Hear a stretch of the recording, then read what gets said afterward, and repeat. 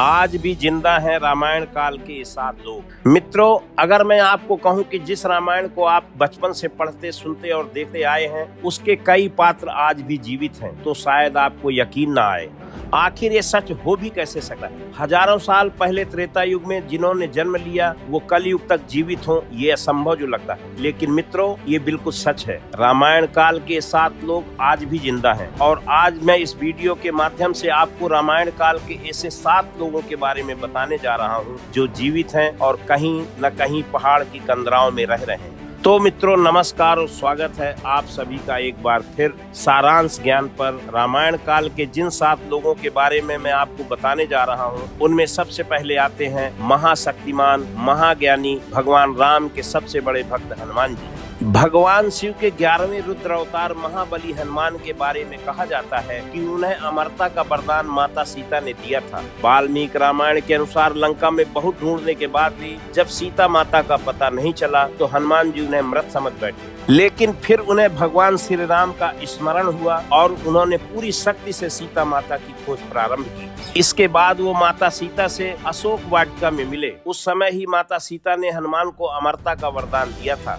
यही कारण है कि रामायण काल में जन्मे भगवान हनुमान सैकड़ों साल बाद न सिर्फ महाभारत काल में जिंदा थे बल्कि आज भी जिंदा हैं और हिमालय के जंगलों में रहते हैं। दूसरा, विभीषण। मित्रों, हनुमान जी के अलावा रावण के अनुज विभीषण को भी अजर अमर रहने का वरदान मिला है। हमारे हिंदू धर्म के अनुसार रावण वध के बाद श्री राम ने विभीषण को लंका का राजा घोषित कर राज्याभिषेक किया था। इसके अलावा भगवान ने विभीषण पर कई और कृपाएं भी बरसाई थी। दरअसल राम जी को लंका की चढ़ाई के दौरान रावण खेमे के तमाम योद्धाओं को समाप्त करने में उनके छोटे भाई विभीषण की जानकारियां काफी काम आई थी। इसी कारण उन्हें घर का भेदी होने का यश भी मिला। माना जाता है कि भगवान राम की जीत विभीषण बिना संभव नहीं थी और यही कारण था कि राम ने विभीषण को लंका नरेश बनाने के साथ साथ अजर अमर होने का वरदान भी दिया था। मित्रों, विभीषण सप्त चिरंजीवियों में से एक हैं और अभी इस संसार में सशरीर विद्यमान है। तीसरा, काकभूषुंड।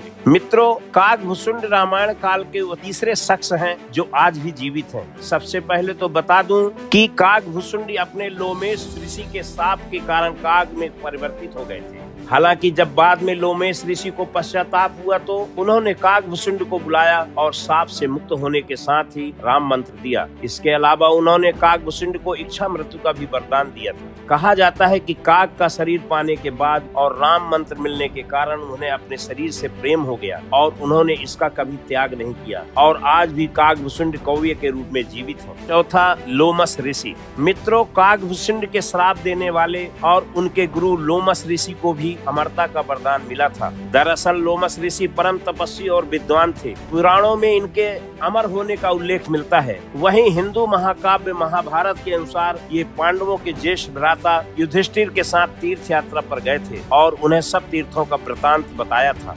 यहाँ पर यह भी बता दूं कि लोमस ऋषि को अमर होने का वरदान भगवान शिव ने दिया था, जिसके अनुसार लोमस ऋषि की मृत्यु उनकी इच्छा के अनुसार ही हो सकती है।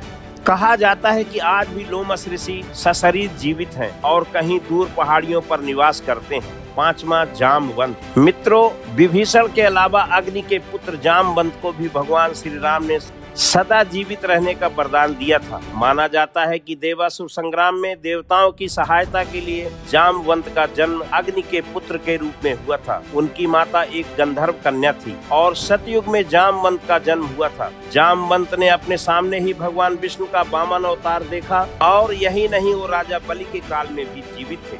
छठवां, मुचकुंद। मित्रों, मंधाता के पुत्र मुचकुंद त्रेता युग में इक्ष्वाकु वंश के राजा थे और मुचकुंद की पुत्री का नाम शशिभागा था। हिंदू धर्म ग्रंथों में मिलने वाला एक कथा के अनुसार एक बार देवताओं के बुलावे पर देवता और दानवों की लड़ाई में मुचकुंद ने देवताओं का साथ दिया था, जिसके चलते देवता जीत गए थे। जीत से प्रसन्न देवता इंद्र ने मुचकुंद से वर मांगने को कहा, जिस पर उन्होंने वापस पृथ्वी लोक जाने की इच्छा व्यक्त की। कहते हैं कि तब इंद्र ने उन्हें बताया कि पृथ्वी पर और देवलोक में समय का बहुत अंतर है, जिस कारण अब वो समय नहीं रहा और सब बंधु मर चुके हैं, उनके वंश का कोई नहीं बचा। ये जानकर मुचकुंद दुखी हुए और वर मांगा कि उन्हें सोना है। तब इंद्र ने वरदान दिया कि किसी निर्जन स्थान पर सो जाएं और यदि उन्हें कोई उठाएगा तो मुचकुंद की दृष्टि पड़ते ही वो भस्म हो जाएगा। और मित्रों, आज तक मुचकुंद कहीं गहरी निद्रा में सोए हुए। 7वां परशुराम। मित्रों, भगवान विष्णु के छठे अवतार परशुराम के बारे में यही कहा जाता है कि वो आज भी जीवित हैं। त्रेता युग से द्वापर तक परशुराम के लाखों शिष्य थे। आपने भी रामायण के अलावा महाभारत काल में भगवान परशुराम के बारे में सुना होगा। कहा जाता है कि उनके कठिन तप से प्रसन्न होकर भगवान विष्णु ने उन्हें कल्प के अंत तक जीवित रहने का वरदान दिया था। ऐसी मान्यता भी है कि परशुराम भगवान विष्णु के अंतिम कल की अवतार के समय फिर से उपस्थित होंगे। तो मित्रों, ये थे रामायण काल के वो 7 लोग जो आज भी जीवित हैं। उम्मीद करता हूँ कि आपको ये वीडियो पसंद आई होगी। इसी के साथ अब मुझे दे इजाजत। मैं फिर लौटूंगा ऐसी ही कुछ और धार्मिक जानकारियों के साथ। तब तक के लिए अपना और अपने चाहने वालों का ख्याल रखें। धन्यवाद।